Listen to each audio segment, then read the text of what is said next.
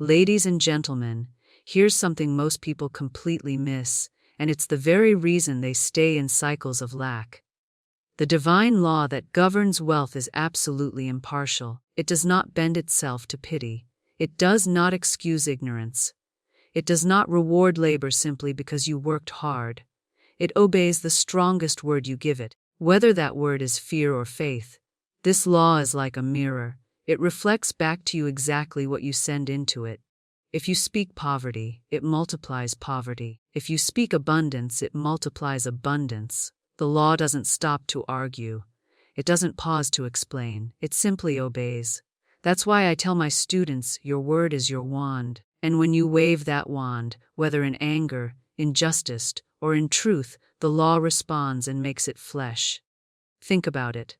There are two kinds of people in the world: those who unconsciously speak themselves into bondage, and those who consciously speak themselves into freedom. One person goes through life saying, I never get a break. Nothing ever works out for me. I'm always behind the law, impartial and exact, hears it, records it, and sets about arranging the conditions that prove it true. Another person goes through life saying, everything I touch prospers. Doors open for me. Large sums of money come to me in perfect ways. The law, impartial and exact, hears that, records it, and arranges the conditions that prove that true. The difference is not luck, not education, not connections. It is the spoken word. Now let me show you the danger of careless speech. I once knew a woman who Ernest used to say, I'm so tired of this place. I wish I lived in a trunk. She thought it was funny. She thought it was harmless.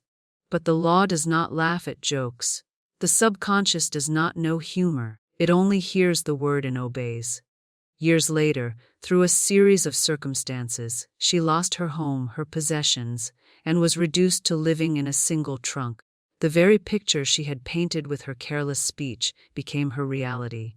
She planted the seed, and the law, impartial and exact, gave her the harvest. Do you see why this matters?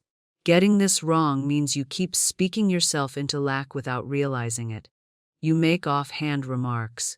You joke about being broke. You talk about your struggles. And every word is recorded. Every word is multiplied. Every word is returned. But getting this right means you finally stop working against yourself. You align with the law consciously. You speak abundance and the law multiplies it. You declare prosperity and the law brings it to you. You stop scattering weeds in your field and start planting roses. So let me make it simple. The divine law is impartial. It doesn't choose sides. It simply obeys the command of your word. That means you are never a victim of chance, never at the mercy of luck, never left out because others were favored. The only thing determining your conditions is the record of your own words. And if you want to be rich, you must start speaking riches. Now, that's powerful enough on its own, but combine it with what I'm about to show you next, and it will shake your whole understanding of money. Because the truth is, toil alone never guarantees riches. Labor without the right word is nothing but endless struggle. And when you see the difference between toil and the spoken word, you'll understand why one man can labor a lifetime and stay poor, while another can speak one decree and step into fortune. Here's what I want you to see clearly because it will change the way you look at money forever. Most of the world believes that toil alone brings riches, that if you rise early, grind hard, push yourself longer than the next man, then surely you will prosper. And yet look around. Do you not see thousands who labor from dawn to dark, straining every muscle, exhausting every nerve, and yet still remain poor? Their hands are worn, their backs are bent, their days are consumed with toil, but their purse is still empty. Then you see others who appear to move lightly, who do not labor in the same way, yet riches seem to flow toward them as naturally as water runs downhill. What is the difference? The difference is the word. For labor may produce wages, but only the spoken word produces wealth. Let me say it plainly. Money is not the root cause. It is the shadow. The word is the cause. Money the effect. You cannot chase the shadow and hope to find the substance. If you run after money without first speaking abundance, you are chasing after nothingness. But when you speak the word in faith, when you declare your good boldly, the money comes as a natural shadow of the decree. The world has it backwards. They think the harder they work, the richer they will become. But riches are never created by labor alone. They are always the out-picturing of the word. Picture two men. One rises early and works late, pushing his body, pushing his mind, filling every hour with sweat and strain. His lips, however, betray him. He mutters to himself, "I never get ahead. No matter how hard I try, I always fall behind. Life is hard and money is scarce." He is faithful in his labor but careless in his speech, and the law, impartial and exact, multiplies the word he has spoken. He reaps exactly what he has declared. Endless toil and little return. Now picture another man. His labor is lighter, his hours shorter, but his word is strong. He speaks often. "Everything I touch prospers. I am supplied in abundance. Large sums of money come to me quickly, easily, under grace, in perfect ways." The law, impartial and exact, multiplies his word, and riches flow to him without the same struggle. The first man chases shadows. The second man commands substance. Do you see the contrast? Labor without the right word is futility. The word without labor is still power, for the word will open the right doors, bring the right opportunities, and make labor fruitful instead of barren. I do not tell you to despise work. I tell you to put work in its rightful place as the servant of the word, not the master of it. For the word is the cause, labor the channel, and money the result. Get the order wrong and you exhaust yourself for little. Get the order right and you will find money flowing even through light labor, or sometimes through no labor at all but by channels you never imagined. So I say to you, stop measuring your wealth by the sweat of your brow. Stop believing that your prosperity depends on the clock, the boss, the market, or the grind. Start measuring it by your words. Start speaking the decree that creates wealth. Start declaring what is yours by divine right. For the law will never multiply your labor beyond the decree of your lips. And now that you see this, let me take you even deeper.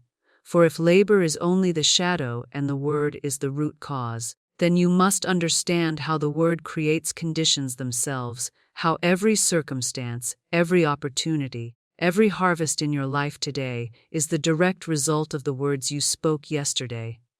And when you see this, you will know that the law never forgets, never slumbers, never overlooks even the smallest word. Now, here is the part that most find difficult to accept. And yet, it is the simplest truth in the world. Your life today is nothing more than the harvest of the words you spoke yesterday. Look at your circumstances. Look at your purse. Look at your opportunities, and you will see the very record of your speech written across them. For the law is impartial. The law is exact, and the law never slumbers. It keeps a perfect account of every decree you have made, every affirmation you have spoken, every careless remark you have uttered. It is as if the subconscious were a clerk writing down every word, and then with unwavering faithfulness turning those words into conditions. You are not the victim of chance. You are not the prisoner of circumstance. You are living in the out-picturing of your own word. Think of it as a garden. Each word you speak is a seed and the subconscious is the soil. The soil does not argue. It does not judge. It does not ask whether the seed is good or bad. It simply grows whatever is planted. If you scatter seeds of lack, lack will grow. If you scatter seeds of fear, fear will blossom. If you scatter seeds of abundance, abundance will flourish. You cannot expect roses if you plant weeds. You cannot expect wealth if you continually speak of poverty. The law of the word is as sure as the law of the seed. What you sow you shall reap. This is why the careless word is so dangerous. Many say, "I was only joking," or "I didn't mean it." But the subconscious does not know, just it only knows command. The woman who joked about living in a trunk found herself in a trunk. The man who laughed and said, "I'm always broke," continued to be broke. The student who declared, "I am a magnet for all that belongs to me by divine right," soon found opportunities and money flowing to her. The law does not ask whether you meant it or not. It only obeys. That is why Scripture warns, by your words, you are justified, and by your words you are condemned. It is not God who condemns you. It is your own word returning to you multiplied. And here is the hope. If your present life is the harvest of past words, then your future life can be the harvest of new words. You do not need to be bound by yesterday's crop. You can plow it under, plant anew, and speak a different decree. And the law, faithful and impartial, will bring you a new harvest. But you must be consistent. You must guard your tongue. You must refuse to let fear be your last word and insist that abundance be the decree that stands. So I give you now an affirmation to make your own. I speak abundance, and abundance obeys me. I declare wealth, and wealth appears. My word is the law of my life, and it cannot return void. Speak it often. Speak it boldly, and speak it especially at night when the subconscious is open. Plant it as a seed and watch the conditions of your life bend themselves to the word. For the law never forgets, never slumbers, never fails. And now that you understand this, that the law is impartial, that toil alone cannot make you rich, that your word creates every condition you see, you are ready to go deeper into the mystery of the spoken word itself. For why is the word so powerful? Why does it hold such command over the unseen? What is it about a spoken decree that moves mountains, opens channels, and summons money? That is the next truth we must uncover, and when you see it, you will know why your word is indeed your wand. Here's something that might seem too simple to be true. Yet, it is the very heart of the divine law. Every word you speak is a seed, nothing more, nothing less. And the subconscious is the soil into which those seeds are cast. The soil does not question, it does not argue, it does not say this is only a joke, or this was said in anger, or this one doesn't count. No, it receives every word as law, presses it down into the depths, and begins to bring it to life. In time, the harvest comes. It may be weeks, it may be months, it may be years, but the harvest always comes. That is why your present life is nothing more than the field of yesterday's words in full bloom. Now picture this. A careless man goes about his day sowing seeds of lack. He says, "Money never stays with me, life is hard, nothing ever works out for me." He sprinkles these words into the soil without thought, as a farmer might scatter weed seed across a fertile field. The subconscious takes those words, plants them deep, waters them with emotion, and soon the man's life is choked with the very weeds he planted. And then he looks at his circumstances and says, "See, I was right. Nothing ever works out." But he is not right. He is reaping what he himself sowed. Contrast him with another. She watches her words as carefully as a gardener chooses her seed. She says, "I am an irresistible magnet for all that belongs to me by divine right. My purse is filled. My path is open. My good flows to me without end." She plants those words in faith, waters them with gratitude, guards them against weeds of fear and resentment. And in time, her life is filled with abundance. The subconscious did not choose one over the other. It did not prefer the woman to the man. It simply grew what was sown. This is why I say the law is impartial. The soil does not favor the rose over the thistle. It will grow either one with equal vigor. It is the sower who chooses the harvest. Do you see now why careless words are so costly? Every remark, every complaint, every sigh of despair is a seed. You may think it dies on your lips, but it falls into the soil. And unless it is uprooted by denial, it will take root and bear fruit. That is why I insist that you bless your words.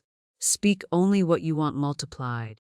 Guard your tongue as though it were the key to your treasure chest, for it is. And here is the good news. You do not need to be bound by the weeds of yesterday. You can begin today to plant a new garden. You can start this very night to sow seeds of abundance, seeds of health, seeds of joy. And the subconscious, ever faithful, will receive them, will nurture them, and in time will bring them forth. The harvest may come suddenly, as in a gift, a check, a door opened at the perfect hour, or it may grow quietly, steadily, like grain ripening in the field. but it will come, for the soil never fails the sower. So let this be your decree. Every word I speak is a seed of abundance. I choose my words wisely. I speak only what I want to see multiplied. I plant riches and riches obey me. I plant love and love surrounds me. I plant peace and peace fills my life. Make it your habit to bless your words, to speak them as though they were seeds falling into the most fertile soil, for indeed they are. And now that you see that words are seeds, you must understand how the soil itself never rests, how the subconscious never sleeps but works through the long hours of the night, bringing to life. What I am about to tell you may seem so simple that you overlook it, yet it is one of the most powerful truths you will ever hear. The subconscious never sleeps. Your body may rest, your eyes may close, your conscious mind may grow silent, but the great engine of the subconscious works on unceasingly, carrying out the last command it has been given. It does not pause, it does not question, it does not reason, it only obeys. And this is why the last word you speak before sleep is the seed that the night will multiply into the day. Think of it this way. The conscious mind is like a gatekeeper, always judging, always arguing, always doubting. But in sleep the gatekeeper steps aside. The subconscious is left open like a fertile field at night, waiting for the seed. And whatever seed is dropped in those moments will grow without resistance. This is why so many go to bed poor and wake poorer still. They lie down rehearsing their fears, muttering of bills unpaid, whispering of opportunities lost, carrying resentment against others, cursing their own lot, and the subconscious, impartial and exact, receives those words as commands and works all night to bring them into being. They rise in the morning with no fresh supply, no open doors, only the same burdens multiplied. They say it is fate, but it is not fate, it is law. But I have seen others who know the secret. They guard their last words as a king guards his crown. They clear the soil with denial. Every false appearance is dissolved. Every fear is erased. Every shadow is nothingness. And then they plant the seed of abundance. I am supplied. Large sums of money come to me quickly, easily under grace, in perfect ways. I rest in wealth and I rise in freedom. They fall asleep with those words echoing in their heart, and the subconscious, faithful servant of the word goes to work. While they sleep, doors are opened, channels are cleared, supply is drawn from unseen places. They wake to find the day prepared with blessings. I knew a student who proved this. Each night before sleep, she would affirm, "God is my unfailing supply. I am an irresistible magnet for all that belongs to me by divine right." She repeated it with faith, even when her purse was empty, even when appearances gave her no reason to believe. In time she was offered work far beyond what she imagined, and opportunities came to her without struggle. She said to me later, "It was as though the nights themselves delivered my good," and indeed they had, for the subconscious never sleeps, and it had been carrying out her decree. So I ask you, what words do you give your subconscious as you cross into sleep? Do you send it into the night with weeds or with roses? Do you hand it fear to multiply or faith? Do you plant lack or do you plant wealth? The choice is always yours and the law is always faithful. Let this be your practice from this night forward. Never let fear be your last word. Never let resentment be your final thought. Always clear with denial. Then plant with affirmation and say boldly, "As I sleep, my good flows to me freely. My supply is assured. I rest in abundance and I rise in joy." Do this and the subconscious, which never slumbers, will carry your decree into the unseen and return it to you multiplied. And now, having seen how the subconscious never sleeps, you are ready to learn why affirmations carry such creative power. Why a single phrase spoken with faith can overturn years of struggle. Why your word is indeed your wand. That is the next truth I will unfold. Here is the part that brings everything together. The part that shows you why a single sentence spoken in faith can change your entire financial life. Your word is your wand. Just as a magician waves his wand and calls forth what was invisible into sight, so do you wave the wand of your word and call forth substance into form. The unseen responds to the spoken decree. The subconscious, which never sleeps, receives the command and obeys. And the law of God, which is exact, sets every detail in motion, until the thing you have declared becomes the thing you possess. Affirmations are not idle speech. They are not wishful thinking. They are creative power. They are the blueprint, the design, the invisible mold into which substance must flow. Now let me give you proof, for I never ask you to accept theory without demonstration. A woman once came to me with only $2 to her name. She was discouraged, fearful, almost ready to give up. I told her to bless those $2, cursing what she had, and to speak the word of supply. I gave her this affirmation: I bless this money, and I declare that I have the magic purse of spirit. It can never be depleted. As money goes out, more money comes in. My purse is crammed, jammed, bulging with supply. She obeyed, though at first it felt foolish to her. She said it as she walked the streets. She said it before she slept. She said it when fear tried to creep in. In time, she received a gift of 6,000, far beyond what her reasoning mind could have imagined. She told me later, it was uncanny. It worked like magic, but it was not uncanny. It was not magic. It was law. She spoke the word, and the word brought her purse into agreement with abundance. Do you see? The affirmation did not create something out of nothing. It released what was already hers by divine right. The supply existed in the invisible. The affirmation was the key that unlocked the door. That is the power of affirmations. They are not begging. They are not pleading. They are not asking. They are declaring what is already true in God and therefore must become true in you. And here is the safeguard. Always affirm with the words under grace in perfect ways. This ensures that your good comes without harm to another, without strain, without delay. It leaves the channel free for God to choose the perfect method of fulfillment. You may think the supply must come from one place, one person, one channel. But when you say under grace in perfect ways, you release it to God's infinite ingenuity. And then the supply may come by channels you never dreamed of, as gifts, as opportunities, as sudden windfalls, as debts forgiven, as doors opened at just the right moment. So I say to you, stop using your words carelessly. Stop planting weeds. Stop affirming lack. Begin to wield your wand with authority. Begin to speak affirmations of wealth, affirmations of freedom, affirmations of abundance. Say boldly, large sums of money come to me quickly, easily, under grace, in perfect ways. My purse is filled, my supply is sure, and I am rich in every good thing. Say it with faith. Say it with expectancy. Say it until the very vibration of the words fills your being, and then rest, for the law will do the work. And here is the mystery that delights me most. Affirmations never return void. They may take time to bear fruit, but once planted in the subconscious, they must come forth. Some will sprout quickly, as in an unexpected gift. Others may grow silently, preparing channels until they blossom in full. But every true word spoken in faith bears fruit. This is why I say, speak as though your word is the wand that directs your entire life. For it is.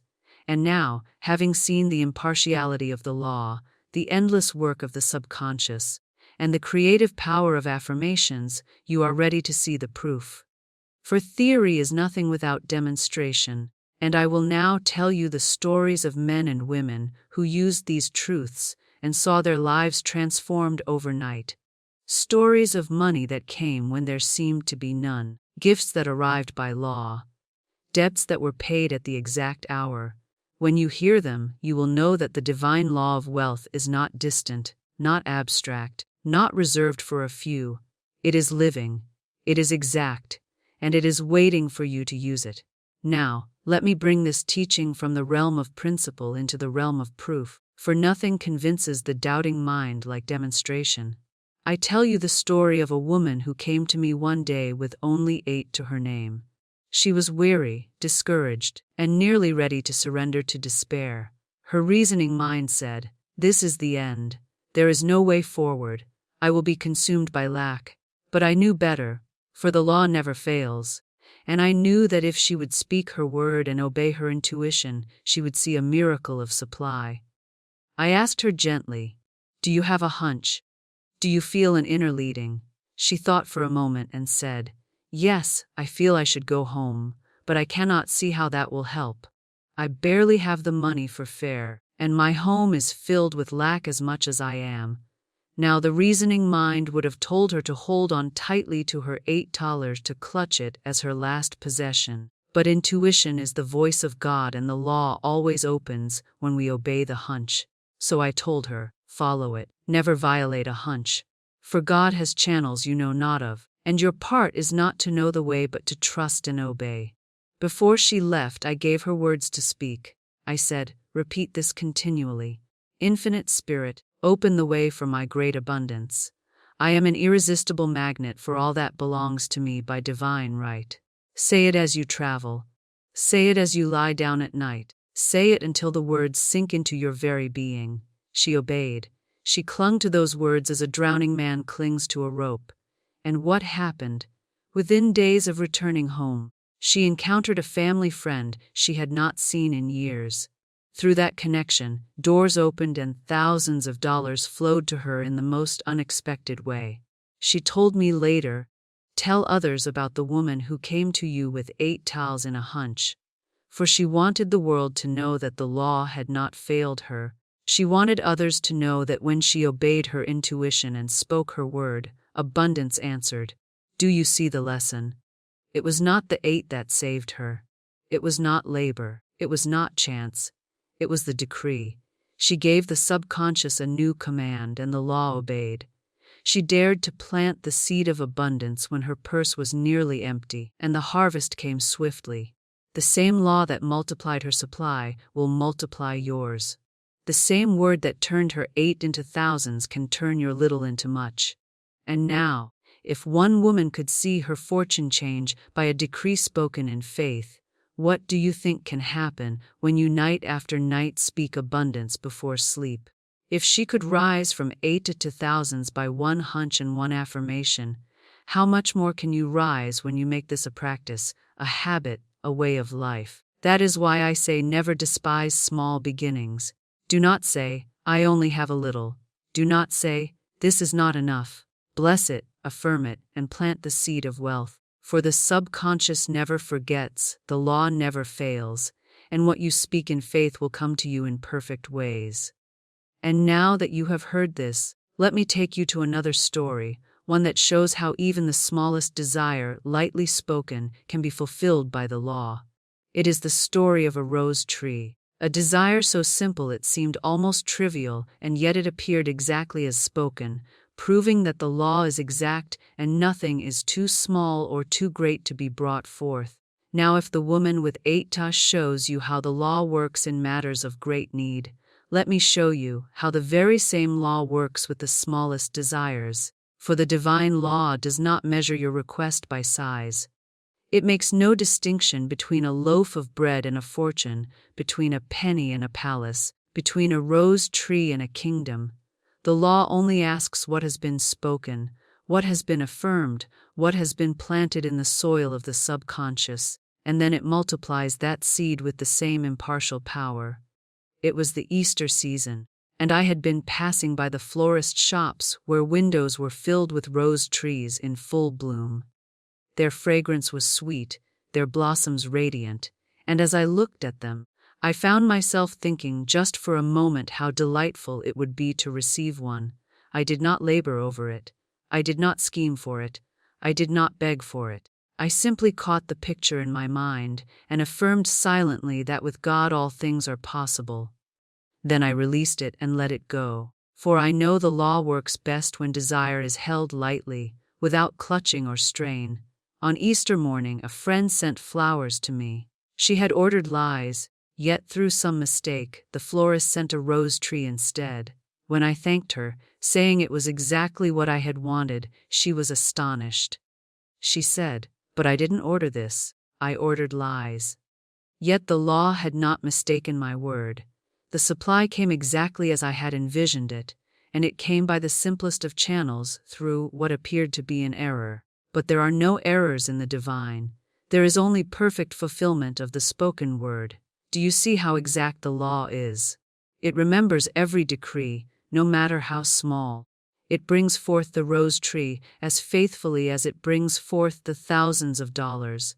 It does not ask whether the thing is trivial or great. It only asks whether the word has been spoken with faith. If you affirm lack, lack will bloom.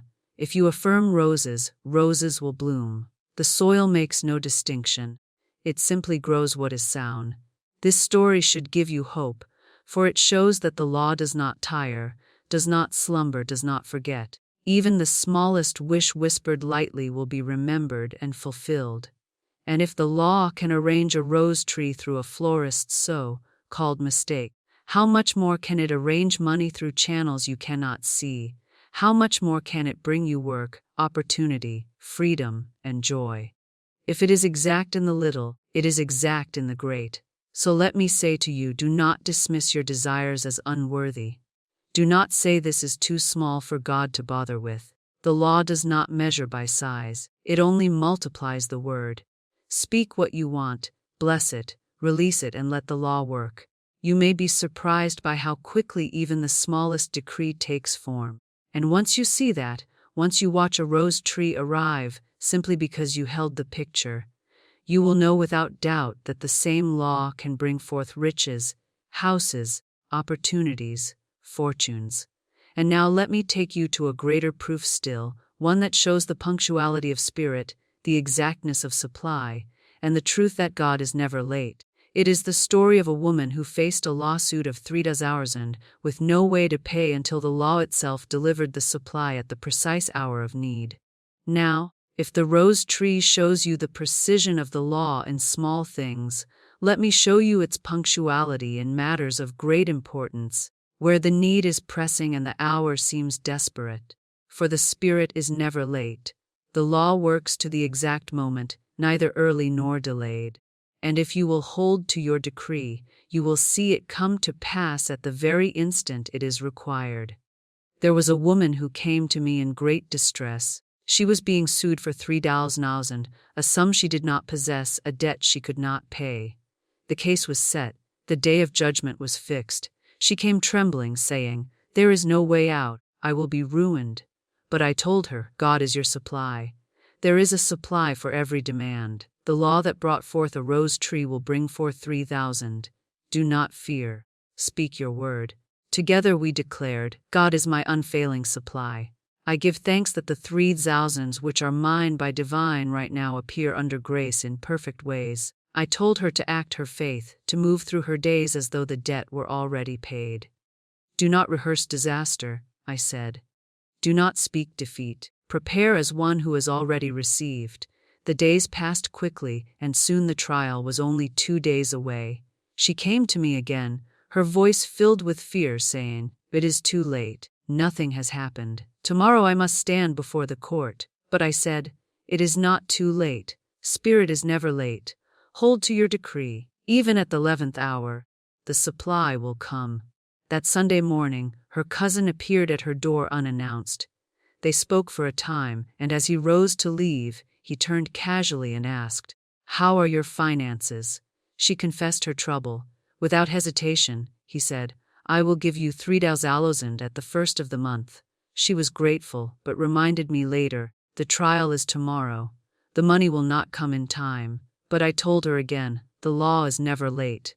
Trust it. Spirit has already answered. On Monday morning, before the case began, her cousin telephoned and said, "Come to my office at once. I will give you the money now." And so it was. She walked into the courtroom, not as a defendant fearing ruin, but as a woman free, her debt cleared, her supply in hand. The lawsuit dissolved. The 3,000 appeared at the very hour it was required. And she saw with her own eyes the truth that Spirit is punctual, the law exact, and God's supply unfailing. Do you see the lesson? The law did not fail her because the need was great. The law did not delay because the time was short. The law responded to her decree. She spoke it in faith. She held to it. And though appearances shouted defeat, the law brought her victory at the exact moment it was required. That is the faith you must have. Do not say it is too late. Do not say there is no way. Say instead, "God is my supply. My good comes to me swiftly under grace in perfect ways. Spirit is never late. And remember this, the law works the same in small things and great. It brings a rose tree as surely as it brings 3,000. It arranges a gift as surely as it pays a debt. The channel may change, the form may differ, but the principle is exact. Your word once spoken in faith must come to pass. And now let me show you one more story, one that proves the law of expectancy itself. The truth that what you continually declare as yours becomes the condition of your life. It is the story of the purse of supply, a demonstration that shows how the law responds not once, not twice, but continually as long as the decree is maintained. Now I want to tell you of a student who learned one of the most practical and beautiful lessons of the law. A lesson so simple that many overlook it, yet so powerful that it can change your whole relationship with money. She came to me burdened, saying, "No matter what I do, money slips away. I feel as though my purse is always empty." She was describing what so many experience: money earned with toil, money received with hope, only to find that it disappears as quickly as it came. But I told her, your purse is only reflecting your word. It is not the purse itself that is empty. It is the decree you have planted within it. Change the word and the purse will change with it. I gave her a new decree, one that has since been spoken by thousands with miraculous results. My purse is the magic purse of spirit. It can never be depleted. As money goes out, more money comes in. It is always crammed, jammed, and bulging with supply. I told her to bless her purse every time she opened it, to speak to it as though it were alive with abundance, to affirm its fullness instead of cursing its emptiness. She obeyed. She made a practice of it day and night, speaking the words with joy, even when only a few coins lay within. And what happened? Very soon, her purse began to reflect the decree. Money flowed in unexpectedly. Bills that seemed impossible were paid with ease. She was given gifts, opportunities, and even found herself saving without strain. Her purse became the visible evidence of the invisible word. She told me with delight, "It is uncanny. Whenever I open my purse, money appears." But it was not uncanny, it was law. The purse was only the shadow, the decree was the substance. Do you see the principle? The law of expectancy ensures continual flow. Whatever you expect, whatever you continually declare, must become the condition of your life. If you say, "My purse is always empty," then the law, impartial and exact, will fulfill your decree. If you say, "My purse is always full, it can never be depleted," then the law will fulfill that. The purse itself is neutral. It only reflects the command you give it. And let me add this, the beauty of this decree is that it makes money your servant instead of your master. No longer do you cling to it with fear, worrying it will slip away. No longer do you measure your security by the coins in your hand. You know that as money goes out, more will come in. You spend with freedom, you give with joy, you live without fear. And the more freely you bless, the more freely money returns. For money, like all substance, flows where it is welcomed and flees where it is cursed. So make this your affirmation. My purse is the magic purse of spirit. It can never be depleted. As money goes out, more money comes in. It is crammed, jammed, bulging with supply. Say it until you believe it. Say it until your purse itself seems to glow with the vibration of abundance. And then watch as the law fulfills your expectation. Not once, not twice, but continually as long as you hold the decree. And now, having seen how the law works in stories of great need and small desires, of debts dissolved and purses filled, let us turn to the practical. For it is not enough to hear stories.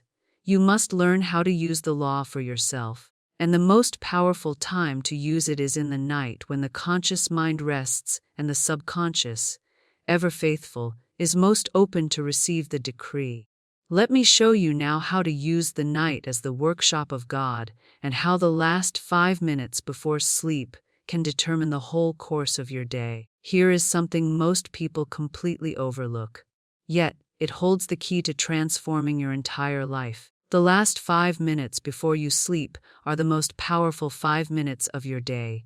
In those moments, as the conscious mind grows quiet and the body begins to release its grip, the subconscious stands wide open like fertile soil waiting for seed. The reasoning mind, the doubter, the critic all fall away, and what you speak in that twilight state goes directly into the deep places of your being, where it is received without resistance and multiplied in the silence of the night. The world thinks of sleep as escape, as a pause in activity. But I tell you, it is the very workshop of God, and if you learn to guard those last 5 minutes, you can remake your entire tomorrow. Most people do not guard them. They go to bed rehearsing the burdens of the day, muttering of bills and worries, nursing resentments, replaying quarrels. They let the last word upon their lips be the very shadow they dread. And then they wonder why they rise to find those same shadows multiplied. But the law is impartial. It has taken the last command and it has obeyed. The subconscious has been given weeds, and in the morning weeds fill the field. But those who know the law enter those last minutes with reverence. They sweep the ground with denial. Every false picture is erased. Every plan not of God is dissolved. Every fear is nothing. Every worry is powerless. They clear the soil of shadows. Then with calm assurance they plant the seed of abundance. I rest in divine love. Large sums of money come to me quickly, easily under grace in perfect ways. My sleep is peace. My waking is plenty. I rest in wealth and I rise in freedom. These words spoken at the very gate of sleep sink deep into the subconscious, and the faithful servant of the word goes to work all night to bring them into form. Let me give you a picture. Imagine you had a servant who worked for you through the night, carrying out every order you gave before retiring. Would you dismiss him with muttered complaints? Would you send him away with contradictory instructions or with no instructions at all? Of course not. You would give him the clearest, strongest, most prosperous order you could, and then rest knowing he would accomplish it.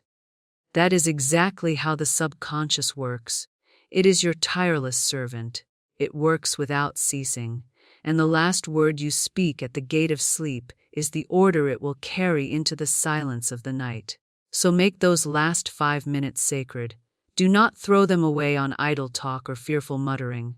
Guard them as holy ground. Deny every false appearance. Affirm every good thing. Speak your decree of abundance with faith. Then release it. Close your eyes and rest, for the work is already begun, and in the morning you will rise not to the harvest of fear, but to the harvest of faith. And now that you see the power of those last 5 minutes, let me show you how to expand it into a nightly ritual, a routine of declarations that will clear the way, plant the seed, and seal the decree, so that every night becomes a step into abundance, and every morning a step into freedom. Now that you see the sacred power of the last 5 minutes before sleep, I will show you how to turn those moments into a ritual, a deliberate practice that sweeps away fear, plants abundance, and seals the decree so that the subconscious may carry it into the silence of the night. For too many let their nights slip by unguarded, handing their subconscious over to worry, to resentment, to idle chatter. But you, knowing the law, must take charge. You must make your nights the very foundation of your riches. Begin by stilling yourself. When you lie down, breathe deeply. Let your body relax and say within yourself, "This day is finished. I release it. Every shadow, every burden, every wrong picture is dissolved. Let the troubles of the day fall from you like old garments. You cannot carry them into the temple of the night. Sweep the ground with denial. Say, every plan not of God is now dissolved. Every false word spoken in ignorance is erased. Every fear is nothing. Every worry is powerless. I am free. Feel the release. Feel the air grow lighter. Feel the burden drop away. Then when the ground is cleared, speak your affirmations.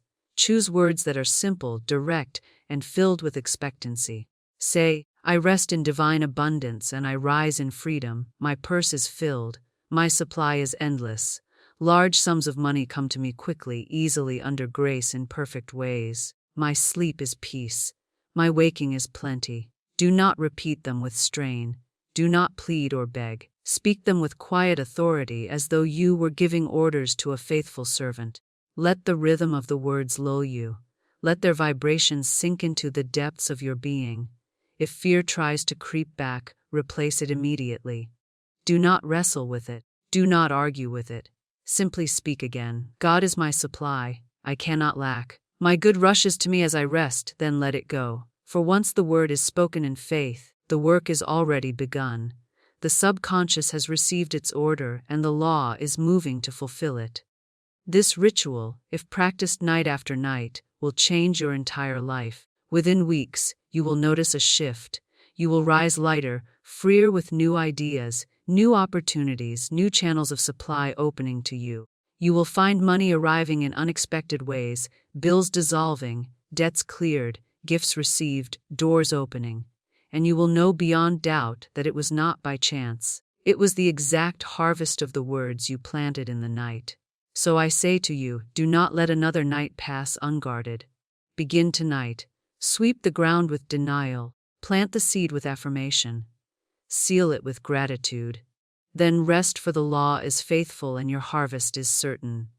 And now that you know how to use the night in this way, we must also deal with the shadows that try to creep into those sacred hours: fear, worry, and resentment, the great enemies of prosperity. For unless you learn to conquer them, they will follow you into your sleep and rise with you in the morning. That is the next truth we must face together. Here is the truth you must grasp above all else. Your only enemy is fear. Not people, not circumstances, not fate, not bad luck. Fear alone stands between you and your supply. Fear is faith turned inside out. Fear is belief in evil, belief in lack, belief in failure. Fear paints pictures in the subconscious, and the law, impartial and exact, multiplies those pictures just as faithfully as it multiplies faith. This is why I tell my students over and over, never carry fear into the night. Never let fear be your last companion as you drift into sleep. For if fear is the seed planted at the gate of rest, then lack and trouble will be the harvest you wake to reap. I once knew a man who lived under the shadow of fear for years. He feared a certain disease. He read about it constantly. He spoke of it often. He pictured himself suffering from it until the image became more real to him than his own health. He did not know the law, but the law knew him. The subconscious, impartial, and obedient, took his picture of fear and worked it into form. In time, the very disease he dreaded appeared in his body. He had been faithful to his fear, and his fear had been made flesh. Now, if fear can produce so terrible a harvest, how much more can faith produce one of beauty and abundance? Do you see the stakes? To let fear rule your speech is to sign a contract with poverty. To carry fear into your sleep is to hand the subconscious a poison seed, and the law, being impartial, will grow it as readily as it grows roses or riches. But the moment you replace fear with faith, the whole picture changes. For faith paints a new image, and the law begins to multiply that instead. So what must you do? You must cast out fear at the gate of sleep. Do not argue with it. Do not wrestle with it. Do not rehearse it. Simply replace it. If fear whispers you will fail, answer, I cannot fail, for God never fails. My success is secure under grace. If fear says you will not have enough, answer, God is my unfailing supply. Large sums of money come to me quickly, easily under grace in perfect ways. If fear taunts, you will be alone. Answer, divine love surrounds me. I am never alone. I am one with God, and I am one with my good. Each fear must be met with a word of truth spoken aloud with authority, until the fear dissolves like mist in the sun. And let me tell you, once you conquer fear, you conquer everything. For fear is the root of all failure. Remove the root, and the tree of lack withers. Replace it with faith, and the tree of abundance blossoms. This is why Jesus said so simply and so often, fear not, only believe. He knew the law. He knew that fear opens the door to evil while faith opens the door to good. So let this be your nightly decree. I cast out fear. God is my light, my salvation, my supply, my strength. I rest in faith and I rise in victory. Say it before you sleep, and let those words carry you into the silence. For the subconscious, Hearing only faith will work through the night to bring you victory in the morning. And now, having seen how fear works as the great enemy, let me show you its subtler companions, resentment and worry. For while fear storms loudly, resentment and worry creep in quietly, and they too can block the channels of your supply unless they are dissolved by truth. Now, if fear is the open robber that storms into your affairs, resentment and worry are the silent thieves that creep in unnoticed and drain your supply. Many do not see them for what they are because they hide themselves in what seems natural, what seems justified, even what seems responsible. A person says, "I cannot help worrying. I must think of what might happen." Another says, "I cannot forgive for I was wronged, and I am right to feel bitter." Yet both are planting poison into the soil of their subconscious, and the harvest must be poverty, limitation, and unrest. Resentment is the belief that another can block your good. It is the secret conviction that someone else holds the key to your supply, that someone else has taken what should have been yours. But the truth is this: no one can take what belongs to you by divine right. Your supply cannot be stolen. Your good cannot be withheld. It is yours eternally, and the law itself will see that it reaches you. To resent another is to say to the law, "I believe in injustice more than I believe in God," and the law, impartial and exact, multiplies the picture you have painted. Resentment shuts the channel tight. Resentment is a thief more dangerous than hunger, for it starves the soul and shuts the gates of supply. When you resent another's blessing, you are declaring to the law that good is not mine and I cannot have it, and the law, impartial and exact, answers, "So be it." I have said before and I say again, no man can take what belongs to you by divine right, and no man can keep it from you either. If another seems to prosper before your eyes, rejoice, for it is proof that prosperity is near, and when you bless it, you magnetize it to yourself. But if you resent it, you shut the very channel by which your own good would come rushing forth. I knew a woman who watched with envy as a friend received a beautiful gift. She thought bitterly, why should she have it and not I? That bitterness dried up her own supply until she learned the law. I gave her the statement, "What God has done for others, He now does for me and more." She began to speak it with faith, and soon enough not only did the exact gift appear in her hands, but an even greater one besides, for the law never takes away. It only multiplies when faith and blessing open the channel. And then there is worry, that twin of fear, always gnawing at the edges of faith. Worry is inverted imagination. It paints disasters, delays, and losses upon the subconscious, and the law, faithful to its orders, reproduces them in form. The worrier believes he is being careful, but in truth he is sowing weeds in the garden of his good. A man once told me that he prepared speeches in his mind for creditors who might demand payment. He rehearsed lack instead of rehearsing supply, and so he reaped debt instead of abundance. The antidote to both resentment and worry is gratitude and faith. Gratitude seals the good. Worry leaks it away. Resentment shuts the hand. Blessing opens it wide. So I tell you, bless every gift you see. Rejoice in every success you witness, and give thanks for your own supply as though it were already flowing in. Speak these words before sleep. What God has done for others, He now does for me and more. I rest in faith. I rise in abundance. Then let worry go. Let resentment dissolve. And the channels of plenty shall open as rivers in the desert. And having seen how fear, resentment, and worry are the enemies of wealth, let us step into the holy ground of dominion, where every night becomes a treasury of creation, and every word spoken in faith multiplies itself into visible supply. When the day closes and the shadows lengthen, you do not fall into emptiness. You step into holy ground.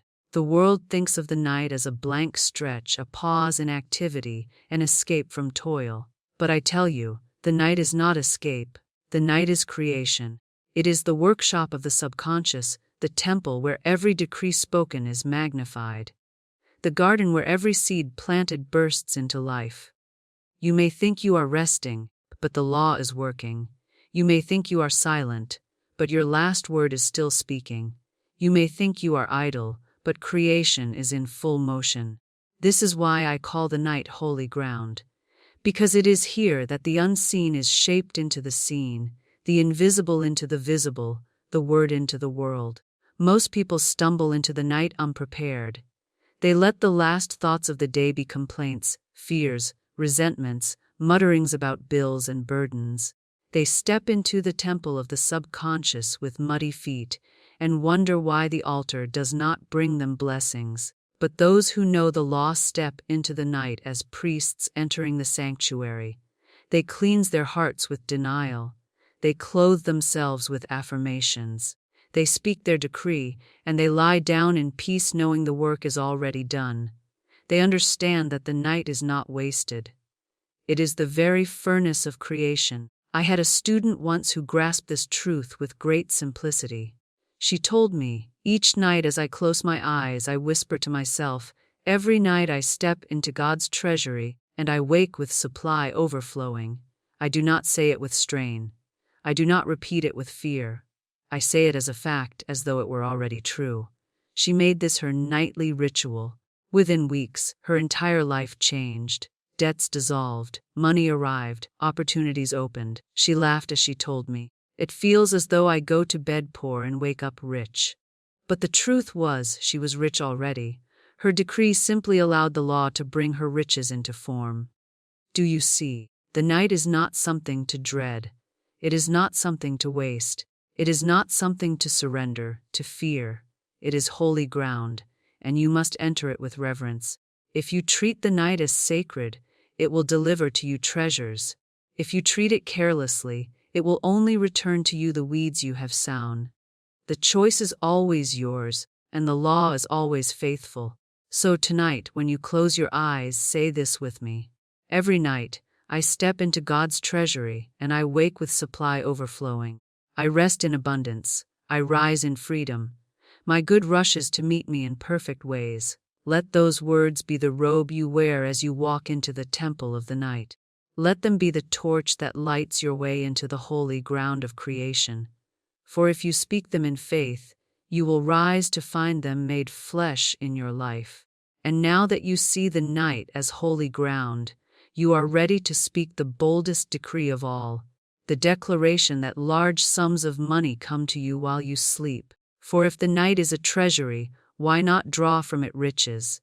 If the night is holy ground, why not plant the seed of abundance so vast that your whole life overflows? That is the next truth I will show you. And when you grasp it, you will never again go to bed as one who is poor, but as one who is rich already in God. Now we come to the boldest decree of all, the one that shocks the timid mind and startles those who have been trained to think small. Yet I tell you, it is the decree that opens the floodgates of abundance. Large sums of money come to me while I sleep. Do not be afraid of these words. Do not shrink back, thinking them too much, too daring, too presumptuous. For you are not begging from man. You are drawing from the infinite treasury of God, which is without measure, without limit, without end. To say large sums is not greed. It is faith. It is aligning yourself with the endless richness of spirit. It is refusing to limit God to pennies when He offers you gold. I once had a student who was always timid in her affirmations. She would say, "I only want enough to get by. I only need a little." And so she got by. She received little. Her life was one of scraping and straining, never overflowing, always just enough but never more. I told her, "You are not honoring God by asking so small. You are not making room for the law to work in its fullness. Speak boldly. Declare large sums." At first she resisted, for her reasoning mind said, "That is impossible." But I pressed her. "Speak it anyway. The law will not fail you." She obeyed. She began to declare, "Large sums of money come to me quickly, easily, under grace, in perfect ways." Within a short time, unexpected channels opened, gifts arrived, debts were canceled, and her whole financial life was transformed. She came to me with tears of joy, saying, "It was as if the heavens themselves opened when I dared to speak it." Do you see? The difference was not in her labor, not in her opportunities, not in her connections. The difference was in her word. When she spoke small, she received small. When she spoke large, she received large. The law is impartial. It obeys both. And so I say to you, dare to speak large sums. Do not be content with crumbs when the banquet of heaven is set before you. Declare boldly, and the law will obey. And always remember to add the safeguard under grace in perfect ways. For you do not want money that comes through toil, through trickery, through harm to another. You want it in the rhythm of divine law arriving peacefully, beautifully, easily, blessing both you and those through whom it comes. When you add under grace in perfect ways, you release the law to work freely, without obstruction, without strain, without error. You give God the channel, and He chooses the perfect form. So tonight, when you close your eyes, say this with me: large sums of money come to me while I sleep under grace in perfect ways. My purse is filled, my supply is secure, my wealth is endless. Let those words sink into your soul. Feel them as true. See your accounts filled, your debts dissolved, your freedom assured. Do not argue, do not strain, do not ask how. Simply declare and then rest. For while you sleep, the law is working, the channels are opening, the supply is moving, and when you rise, you will find the proof waiting at your door. Now, having spoken boldly of large sums, let us add the final seal, the seal of gratitude. For gratitude is the lock that secures the treasure chest. Gratitude says, "It is done. It is mine already. I rejoice in it." And when you close the night with gratitude, you rise in the morning to a world already colored with blessing. That is the last truth I will give you, the final step in your night declaration of dominion. Now let me give you the final key, the golden clasp that locks the treasure chest, the seal that secures your decree and makes it unshakable: gratitude. For when you speak your affirmation and follow it with thanksgiving, you place the demonstration beyond the reach of doubt. Gratitude is the vibration of fulfillment. It says to the subconscious, "It is done." It says to the law, "I have received." And the law, impartial as always, responds to that vibration by making your good visible. Most people make the mistake of reserving gratitude for after the blessing has appeared. They wait until the check is in hand, until the debt is cleared, until the door is opened, and then they give thanks. But by then they have already received the harvest. True gratitude is given before the manifestation in faith as a declaration of certainty.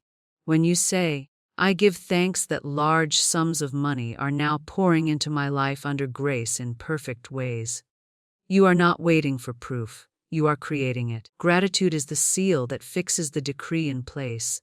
I knew a man who was plagued by debts. He prayed for relief. He affirmed abundance. But his words were always tinged with doubt. He would say, "I hope supply comes. I hope something works out." Hope is not faith. And doubt left his decree unsealed. I told him, "Begin to give thanks now, not for what you hope will come, but for what is already yours in spirit." I gave him this statement: "I give thanks that the millions which are mine by divine right are now pouring in and piling up under grace in perfect ways."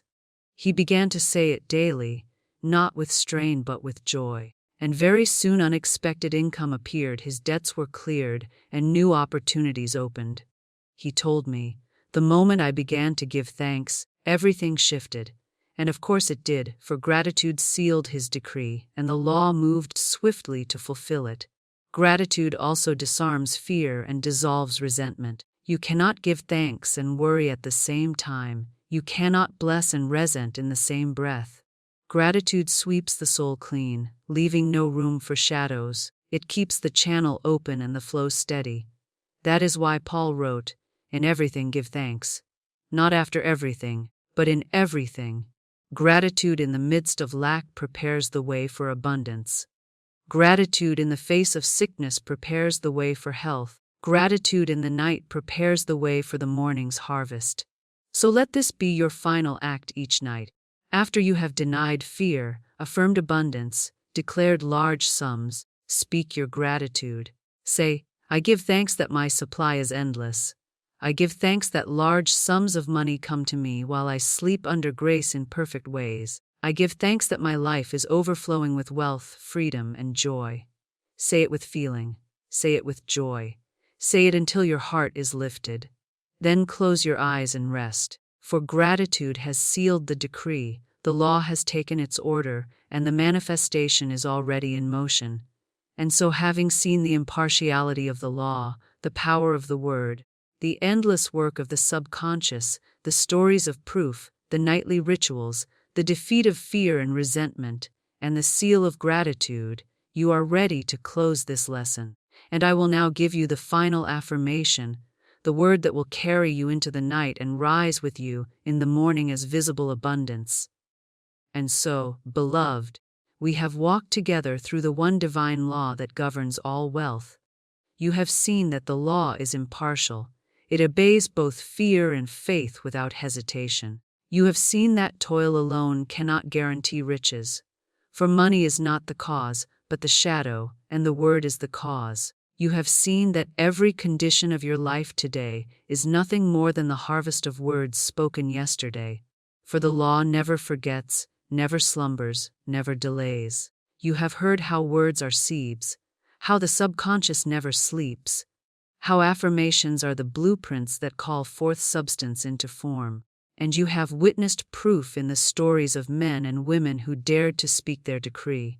The woman with atals who received thousands, the rose tree that arrived through what the world called a mistake, the lawsuit of 3,000 paid at the exact hour of need, the purse that was filled continually because it was declared to be the magic purse of spirit.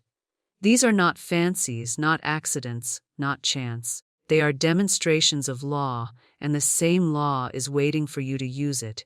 You have also learned the practical rituals, the sacred last 5 minutes before sleep, when the subconscious is most open to command, the nightly routine of denial and affirmation, the replacing of fear with faith, the dissolving of resentment with blessing, the casting out of worry with gratitude. You have seen that the night itself is holy ground, that it is not an empty pause, but the very treasury of God, where every decree is multiplied and returned to you in the morning. And you have heard the boldest of all declarations. Large sums of money come to me while I sleep under grace in perfect ways. When spoken with faith and sealed with gratitude, that decree becomes law in your life and money flows to you silently, swiftly, inevitably. So let us seal this lesson together with the final word. Say it with me now. I now sleep in peace and rise in abundance. Large sums of money come to me quickly, easily, under grace in perfect ways. I rest in divine love, and I wake to find my good rushing to meet me. Say it again until you feel it, until the vibration of it fills your very being. For this is not mere speech. It is law, and the law once set in motion cannot return void. As you leave this message, carry this truth with you. Your wealth does not lie in labor, in luck, in chance. It lies in your word. Your fortune is in your mouth. And if you will dare to speak boldly, if you will dare to affirm riches instead of lack, faith instead of fear, gratitude instead of worry, you too will soon say with certainty, I spoke it and then I became ultra-rich. And when you are ready to go further, know that the law is not limited to the night. Just as the evening holds its power, so too does the morning carry its own mystery. For there is a law of the dawn, a way to command the first hours of your day so that opportunities meet you, doors swing open, and success is assured. In my next message, I will reveal how to speak to the morning, how to decree to the dawn, so that the whole day moves in harmony with your word. But for now, rest in this truth. The night is holy ground. Your word is your wand and your abundance is already assured.